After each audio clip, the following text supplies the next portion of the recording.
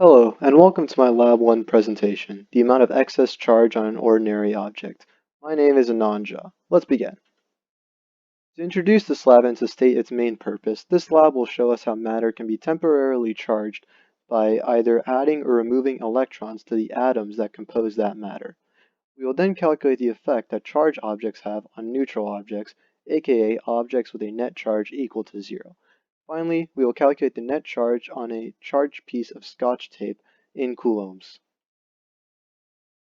Some fundamental principles that this lab will cover will be Newton's first law of motion, which states that any object experiencing a net force equal to zero will stay at rest. We will also explore Coulomb's law, which states that the electrostatic force equals kq1q2 divided by r squared.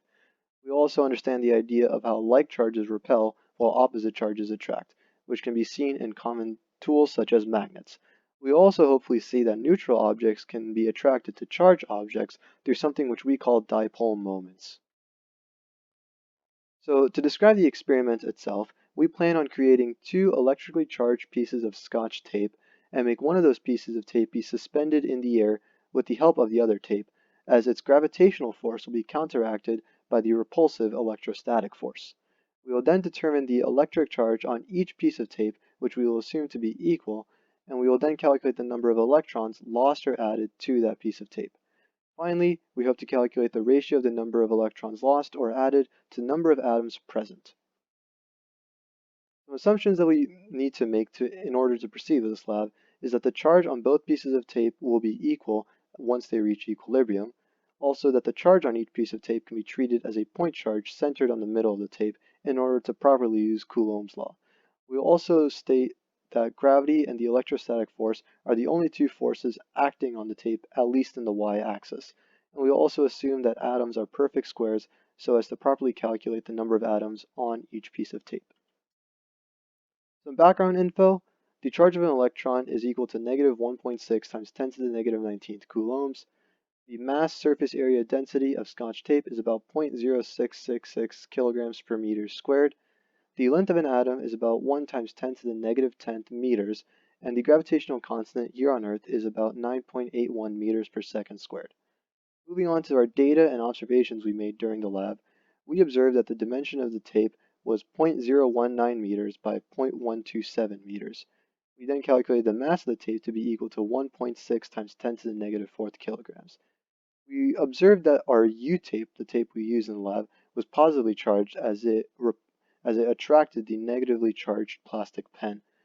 Also, we learned that as it is positively charged, it also attracts uh, objects with neutral charge, such as a book. We also saw that the tape floats or is suspended when the distance between the two pieces of tape is about 0.0125 meters.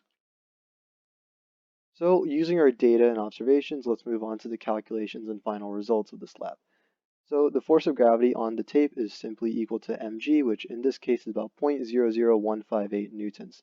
We can set that equal to Coulomb's law and calculate the charge on each piece of tape, where Q equals about 5.24 times 10 to the negative ninth coulombs. From there, we can calculate the electron deficiency by dividing Q by 1.6 times 10 to the negative 19th, giving us 3.28 times 10 to the 10th electrons being lost from each piece of tape. We calculated the atoms present on each piece of tape and got about 2.413 times 10 to the 17th atoms. And this finally allowed us to calculate the ratio of deficient electrons to atoms present, which gave us about 1.36 times 10 to the negative 7th as a ratio.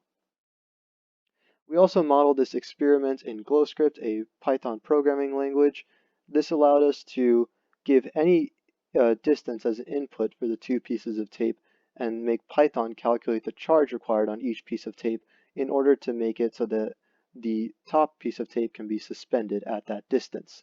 In the picture shown, the bottom green sphere represents the center of tape A in our experiment, while the top green sphere represents the center of tape B, the floating tape. The blue arrow represents the gravitational force being exerted on tape B, while the red arrow depicts the repulsive electrostatic force being exerted on tape B. And we can see that each of these arrows are equal, and therefore tape B is experiencing a zero net force. And we also see in the printout statements that each tape has equal net charge of about 5.2 times 10 to the negative ninth coulombs. So in conclusion, we found that in our experiment, about 1 out of every 10 million atoms lost a singular electron uh, on the piece of tape, which sounds like a small number because 1 in 10 million is fairly small. But despite that being so small, the electrostatic force was able to easily counteract the gravitational force, which proves our theory that the electrostatic force in our universe is much, much stronger than the gravitational force. Some additional questions that we can ask for this experiment was, what if the electrons had a positive charge while protons had a negative charge?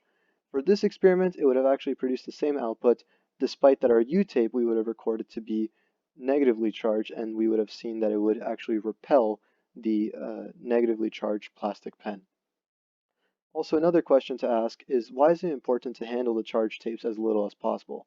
The answer to this question is to simply make sure that the electric charge on each piece of tape stays there, as we don't want the electrons on the piece of tape to flow into our bodies and thereby make the pieces of tape have a zero net charge, as that would make our experiments impossible to conduct, as then there would be no electrostatic repulsive force to counteract the gravitational force. Thank you for listening to my presentation. I hope you enjoyed it.